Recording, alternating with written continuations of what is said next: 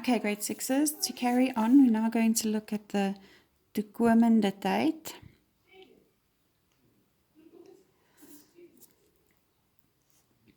And remember, for those of you I taught last year, it's to come, so it's future tense, okay? So we're going to do the same thing. We're going to have subject, verb 1, time, object, manner, place, verb 2. Okay.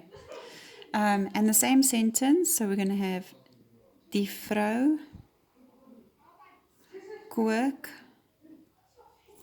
elke dag eiers gou in die kombuis.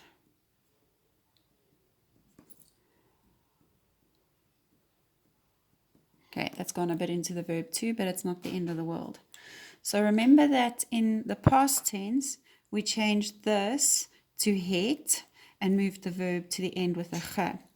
Now for future tense, this changes to sal, and this verb gets moved to verb 2, and it stays the same. We don't add anything to it.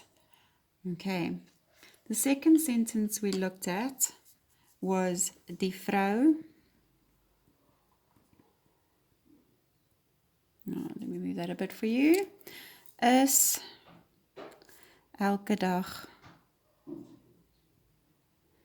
in die kombuis.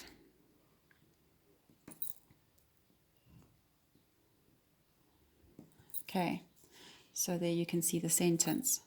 So now we've got is. Remember, in is, the verb changed in the past tense to was. We keep it as sal, but this is then does go to the end, and it becomes wees. Okay, so the is changes to wees in this instance. Okay, the next sentence we had was die vrou het 'n paar handskoene.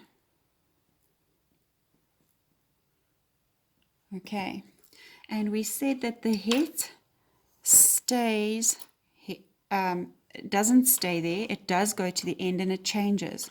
So we put in our normal het to make it past tense, and this het then goes to the end and it changes in the future tense to he, and that then would be the end of our sentence. Okay, the last one we did was die vrou maak die kombuis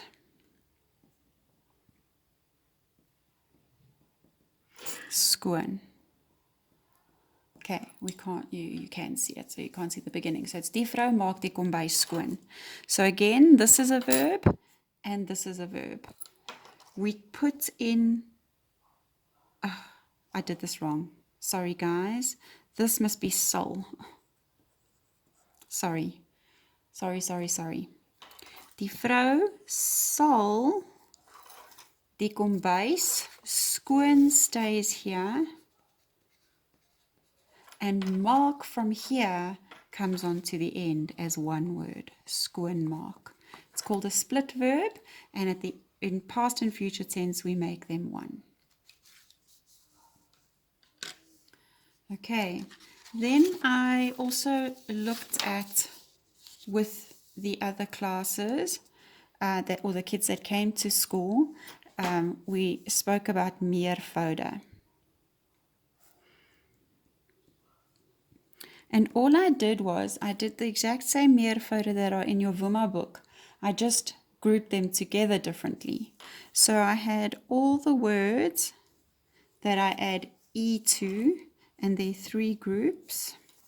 The first one is the kort klanke, so short sounds, like rok and mes. Okay, then we've got lang klanke,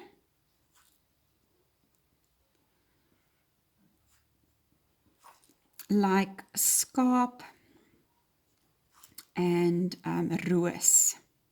Okay, and then we've got dubbelklanke, like muis.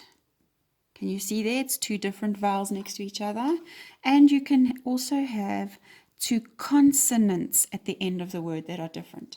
All these words are going to get an E on the end to make them plural. However, with the short sounds, remember, we double the last letter and then add an E. Okay, again with mes, it's a short sounding word. I double the last letter and I add an E. Then with the long sounds, I've got to take a vowel away and then add an E. Okay? And with the double sounds, I simply add an E. Okay, so we looked at that. Then, along with adding an E, it sort of adds to this rule, or these rules, but it's for words that end in an F. So if the word ends in an F, we've got to change that F to a W. Okay, so we can have for a short sound the word stof. Okay, and we write it, we've got to remember double the last letter. So I'm not going to write S-T-O-F-F. Why? Because the F changes to a W. Okay, so I'm going to write S-T-O. I change the letter to a W. I double the last letter and add an E, and it becomes stove.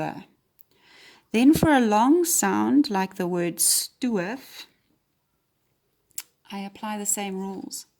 So I've got to take away an O. I write S-T-O. The F changes to a W, and I add an E. Then the last group, I can have the word duif, and there's my double vowel sound. So it's D-U-I. The F changes to a W, and I add an E. So those are all the words that add an E. Then I have, sorry, I'm just moving this over a little bit. All the words that end in, and that you add an S onto. Okay, there are two groups of words here. All your familiewoorde, like tannie, oupa, niggie, broer, sister, all those words, okay? All I'm going to do is add an S onto it. The other group of words that you're just going to add an S onto are words, woorde, met meer as een, more than one, lettergreep, syllable. Okay. This will include, so tafel, full, it's two syllables, I add an S. It also applies to words like cookie. Okay, words that end in an IE, you just add an S to. Okay, then I also explained in the PowerPoint presentation words where I add an apostrophe S to. And remember I said it's ma, ba, because they're long sounding vowels. Remember oma, opa, it's short A, so it just gets an S. Here we would add an apostrophe S to ma and pa, and then it's I-O-U, I-O-U. Any word that ends in an I, O, or U, we add an apostrophe S to. And that was it. I hope this has helped you guys a little bit. There's the I'm not getting the whole page in, but you've seen how those different rules work. Okay, hope that helps you.